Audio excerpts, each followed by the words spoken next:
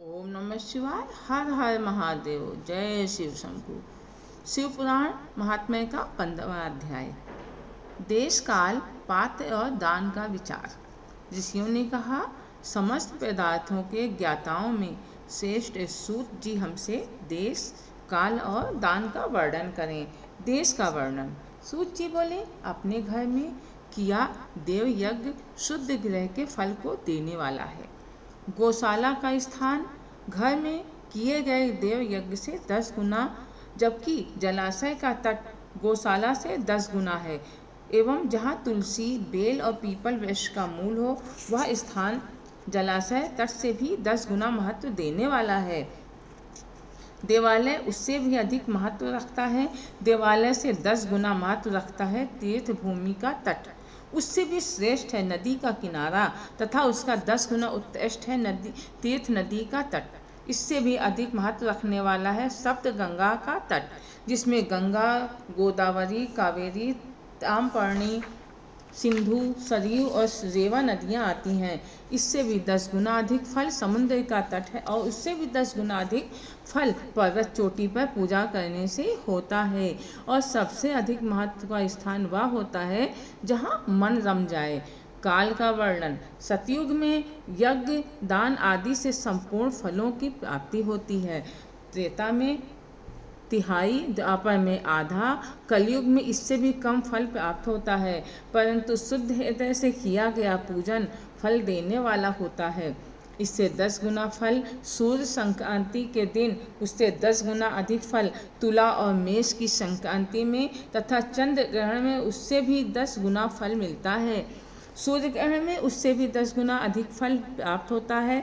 महापुरुषों के साथ में वह काल करोड़ों सूर्य ग्रहण के समान पावन है, ऐसा ज्ञानी पुरुष मानते हैं।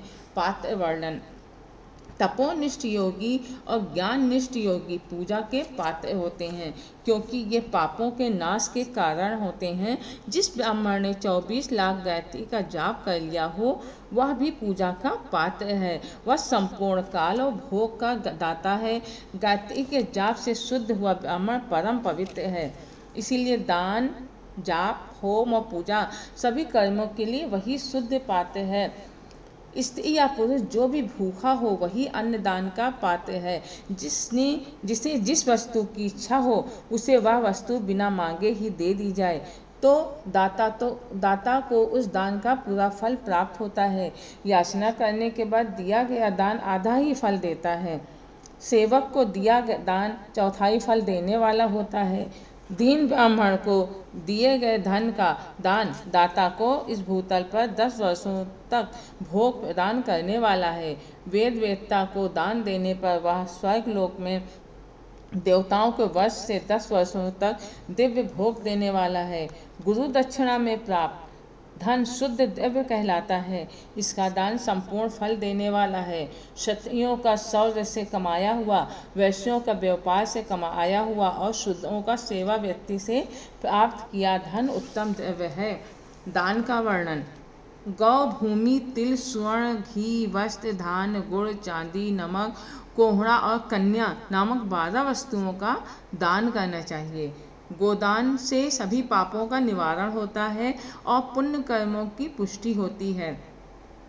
भूमि का दान परलोक में आश्रय देने वाला होता है।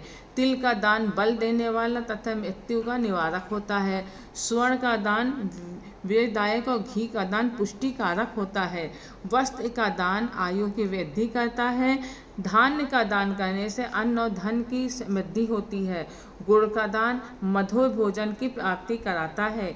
चांदी के दान से वीर की वृद्धि होती है। लवण के दान से सडरस भोजन की प्राप्ति होती है। कोहड़ा या कुष्मांड के दान को पुष्टिदायक माना जाता है। कन्या का दान आजीवन भोग देने वाला होता है। जिन वस्तुओं से श्रवण आदि इंद्रियों की तृप्ति होती है उनका सदा दान करें। वेद और शास्त्र को गुरुमुख से ग्रहण करके कर्मों का फल अवश्य मिलता है। इसे ही उच्च कोटि की आस्तिकता कहते हैं। भाई बंधु अथवा राजा के भय से जो आस्तिकता होती है वह निम्न श्रेणी की होती है। जिस मनुष्य के पास धन का अभाव है वह वाणी और कर्म द्वारा ही पूजन करे। तीर्थयात्रा और व्रत को शारीरिक पूजन माना जाता है। तपस्या और दान मनुष्य को सदा करने चाहिए। देवताओं की तृप्ति के लिए जो कुछ दान किया जाता है वह सब प्रकार के भोग प्रदान करने वाला है। इससे इस लोक और परलोक में उत्तम धन, उत्तम जन्म और सदा सुलभ होने वाले भोग प्राप्त होता है। ईश्वर को सब कुछ समर्पित करने एवं बुद्धि से यज्ञ और दान करने से मोक्ष की प्राप्ति होती है।